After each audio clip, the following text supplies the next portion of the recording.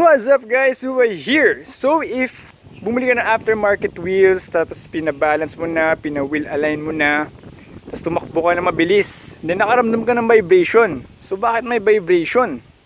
Yun po yung discuss natin ngayon sa video na ito.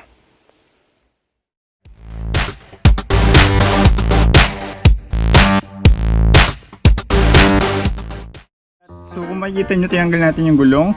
So if bumili ka ng aftermarket na wheels, ito ang kailangan mo ilagay: hub-centric rings. Kung stock yung sayo, hindi mo kailangan ng hub-centric rings. Pero kung bumili ka ng aftermarket na wheels tulad ko, mas malaki yung itong butas niya dito, yung hub center niya, kumpara sa stock. Kung makikita nyo, may gap siya dito. Ngayon, ang pwede mangyari kasi pag nilalagay mo yung hubs mo, yung wheels mo, mas malaki yung gap sa ilalim kaysa sa gap sa taas. Ayun, gumagalaw, di ba?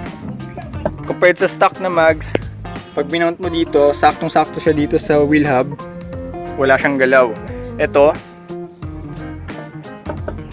may space kasi yun nga, may gap siya.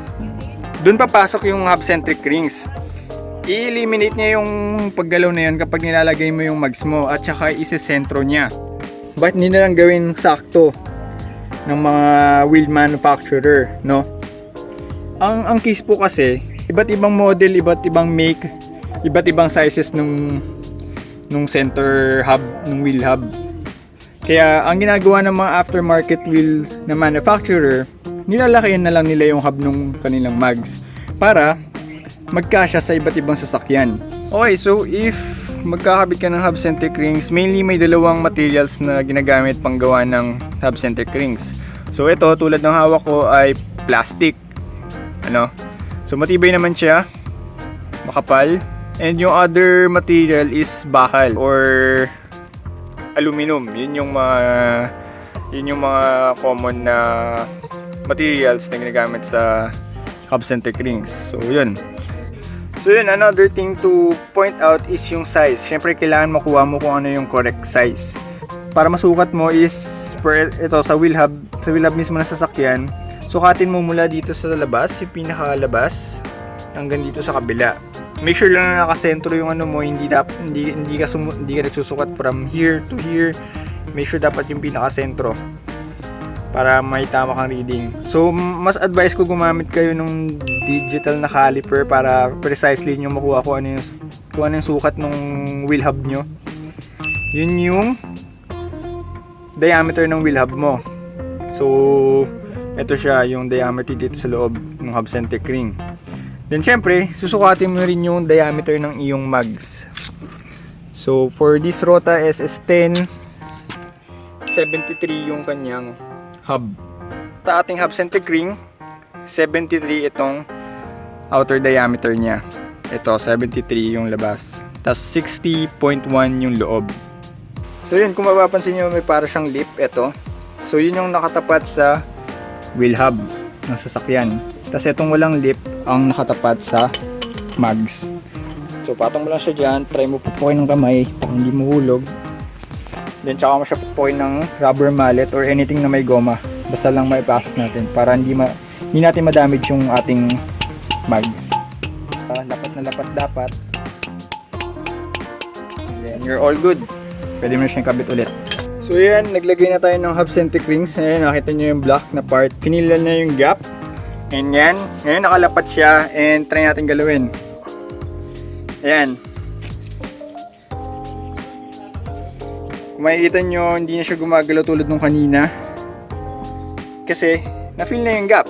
At naka-center na yung mags natin dito sa wheel hub or dun sa center bore ng wheel hub. So yun yung purpose ng hub-centric rings. I-eliminate niya yung vibration kasi yun nga, sa pag-mount mo ng gulong, hindi siya naka-center. Yun yung nagkakos ng vibration kapag tumatakbo ka na mabilis.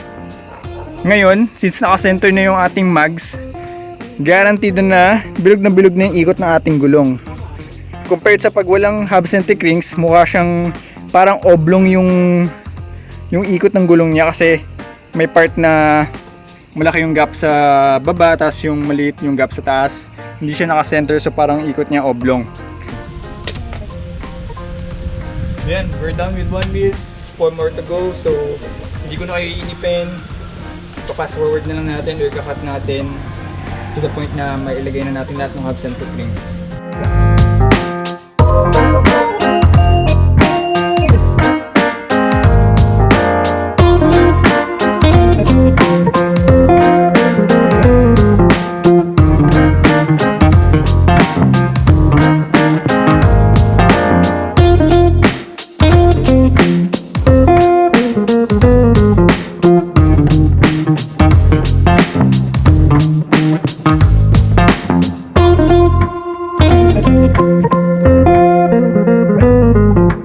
So yun lang, just a reminder ulit, kapag naka metal ka na hub-centric rings like aluminum and kung anumang metal, maglagay kayo ng anti-seize sa loob at saka labas ng hub-centric rings para hindi siya dumikit sa inyong mags or sa wheel hub. So pag daily driving naman, okay lang gumamit ng plastic hub-centric rings as long as kapag hindi ka nagmo-motorsport. Kapag nagmo-motorsport ka, gumamit ka ng metal para hindi maluso yung inyong hub-centric rings.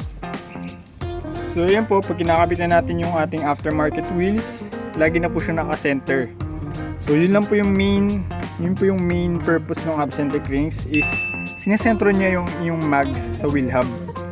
Yun, if hindi ka pa nagsasubscribe, click mo yung subscribe button sa baba or etong bilog sa gitna para lagi ka updated sa ating mga bagong videos. And check mo rin yung mga ibang videos ko. Meron tayong mga DIY video dyan if gusto mong matutong mag DIY maintenance. So yun, salamat sa panonood and hanggang sa muli.